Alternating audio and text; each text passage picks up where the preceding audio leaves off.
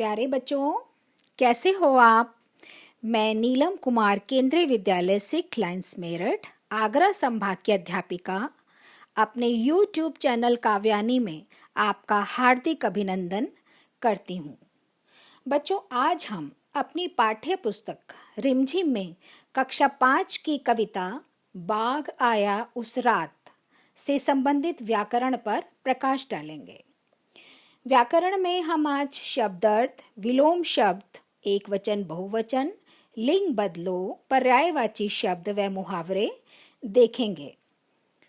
इससे पहले भी मैंने कुछ वीडियो इस पाठ से संबंधित अपलोड किए थे।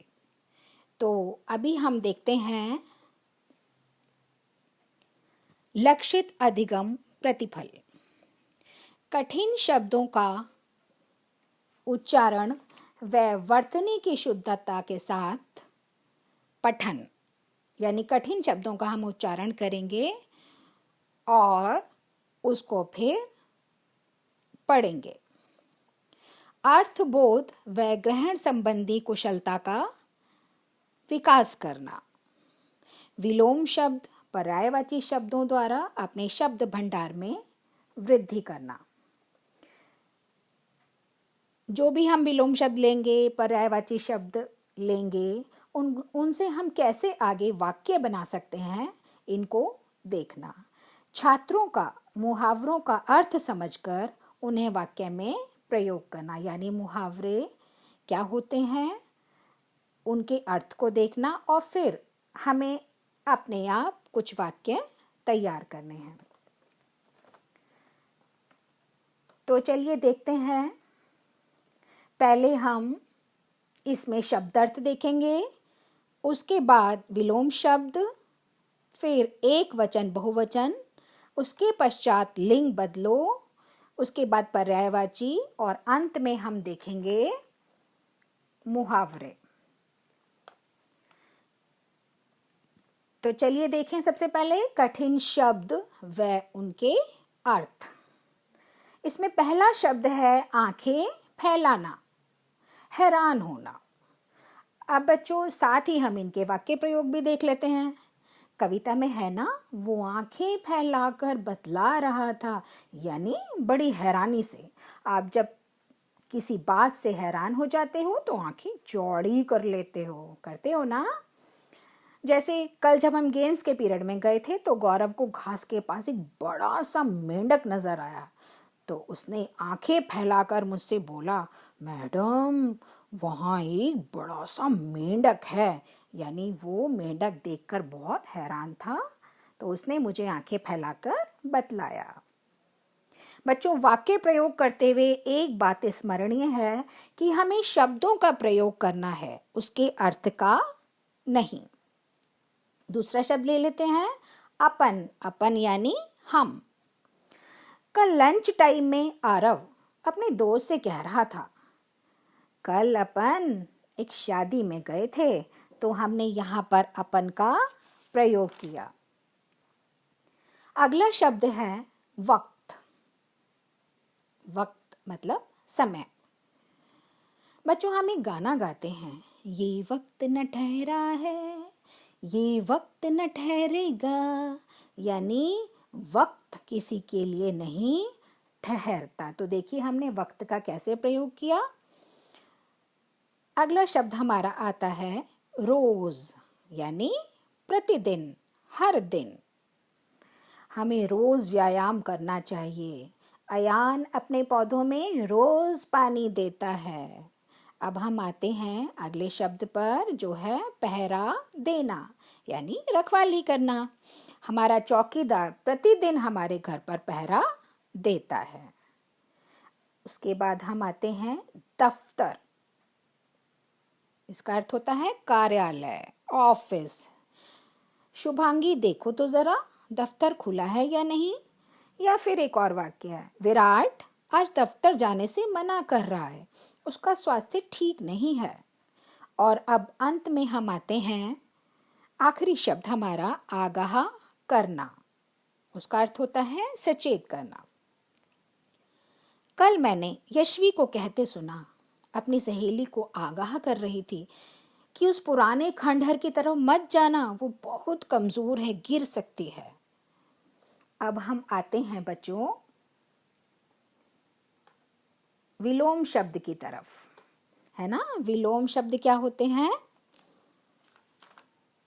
यानी दिए हुए शब्द का उल्टा। जैसे पहला शब्द हम देखेंगे इधर, जिसका उल्टा होता है उधर। जतिन इधर आओ, उधर ना जाओ, वहां अंधेरा है। दूसरा शब्द ऐसे ही देखेंगे रात, जिसका उल्टा होता है दिन। मैंने अनन्या से पूछा, पाठ याद क्यों नहीं किया अनन्या? तो वो बोली, मैडम देर रात तक याद किया था पर याद नहीं हुआ। मैंने कहा चलो कोई बात नहीं, आज दिन में हम दोनों मिलकर याद करेंगे। तीसरा है बाहर, जिसका उल्टा होता है अंदर। जय बाहर क्या कर रहे हो? अंदर आ जाओ। और अब हमारा आखिरी है जाना आना। निकिता कल चली जाना और परसों आना। एक और शब्द है सोना और जागना। यश, तुम्हारे सोने का समय हो गया है, फिर तुम्हें सुबह जल्दी भी तो जागना है ना। तो सोना का जागना। बच्चों अब हम आते हैं एक वचन और बहुवचन पर। आँख यानी एक आँख, आँख का आँखें। अनीशा की आँखें कितनी खूबसूरत हैं। अगला शब्द देखिए बाघ, बाघों। आजकल बाघों की संख्या कम होती जा रही है, हमें इनको सहेज कर रखना चाहिए। और इसके बाद आता है झरना, झरने। झरने तो झरझर झरते अनवरत, यानी झरने लगातार झरते या बहते रहते हैं। उनमें क्या होता है? पानी। अगला शब्द है दिन, दिनों। बच्चों इन दिनों आपने हिंदी से संबंधित कोई नया मॉडल बनाने का सोचा है क्या? अब अगले शब्द पर आ जाते हैं जल्दी से। बच्चा, बच्चे। सभी बच्चे अपनी कक्षा में पंक्तिबद्ध होकर जाएंगे। आखिरी शब्द है बालक, बालकों। बालकों भोजन लेने के लिए अपनी अपनी प्लेट उठाओ। आइए चलते हैं अब लिंग बदलों की ओर।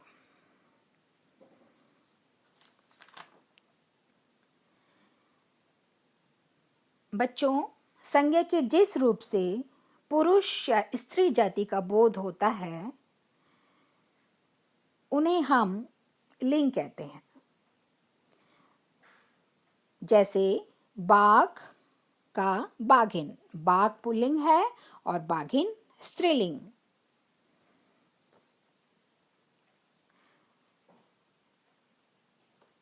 और बच्चा, बच्ची। बालक, बालिका। कवि, कवयत्री, है ना। कवि क्या है? पुल्लिंग, और कवयत्री हम प्रयोग करते हैं स्त्रीलिंग के लिए, यानी किसी स्त्री ने यदि कविता लिखी है तो हम उनको बोलते हैं कवयत्री। बालक, बालिका, ये बालक क्यों रो रहा है? और ये बालिका तो बहुत अच्छा गाना गाती है। अब हम बच्चों आ जाते हैं पर्यायवाची शब्दों पर। इसमें पहला शब्द है आँख। आँख को बच्चों हम अक्षी भी कहते हैं, चक्षु भी कहते हैं, नयन भी कहते हैं और लोचन भी कहते हैं। उसके चक्षुओं से अश्रु बहने लगे। दूसरा देखते हैं बाघ। बाघ को हम व्याघ्र, शेर, वनराज, चित्रक भी कहते हैं। वनराज ने आज जानवरों की सभा बुलाई है। अगला शब्द है रात।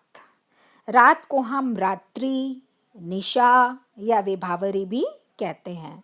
जैसे रात्रि में हमने रुक कर विश्राम किया। निशा का एक वाक्य देखेंगे, ढली चांदनी संग बारात है आई। निशा ढली चांदनी संग बारात है आई।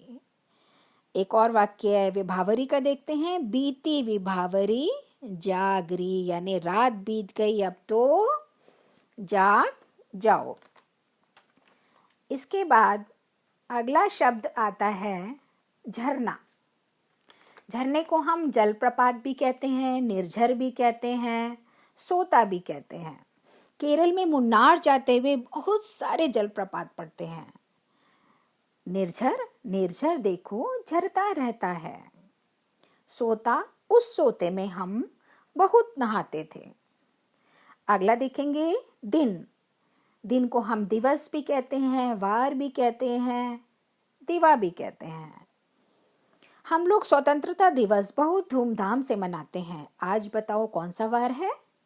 वार यानी दिन।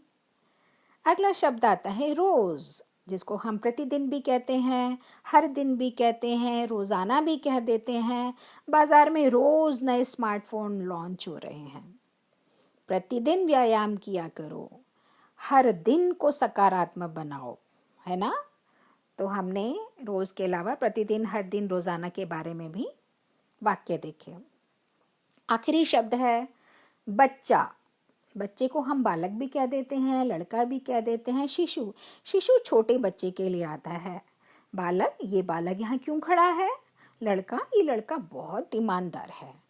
और ये शिशु क्यों रो रहा है? ये शिशु छोटे बच्चों के लिए आता है। बच्चों, अब हम बात कर लेते हैं मुहावरों की। मुहावरों को हम प्रोवर्ब भी कहते हैं। मुहावरे क्या होते हैं? तो बच्चों, विशेष अर्थ को प्रकट करने वाले वाक्यांश को मुहावरा कहते हैं। मुहावरा पूर्ण वाक्य नहीं होता है, इसलिए इसको हम स्वतंत्र रूप से भी प्रयोग नहीं कर सकते। इनका ठीक से प्रयोग करना और अर्थ समझना थोड़ा कठिन है, पर नियमित अभ्यास से इसे सीखा जा सकता है। इस कविता में एक मुहावरा आया है, आंखें फैलाना, हैरान होना, हैरान होकर कोई बात बताना। यहाँ पर एक बात स्मरणीय है कि वाक्यों में मुहावरे प्रयोग करते समय वहाँ उसका अर्थ नहीं आता है, उसको अर्थ को नहीं लगाते हैं, हम उसके शब्दों को लगाते हैं। जैसे कल माला मुझे आंखें फैलाकर बता रही थी कि उसने झाड़ी के पास सांप देखा था, यानी वो हैरान होकर हम यहाँ पर नहीं बोलेंगे, हम यहाँ पर बोलेंगे वो आंखें फैलाकर बता रही थी। अब आंखों से संबंधित कुछ एक दो मुहावरे हम और देख लेते हैं। जैसे पहला है आंखें तरस जाना, देखने को लालायित होना।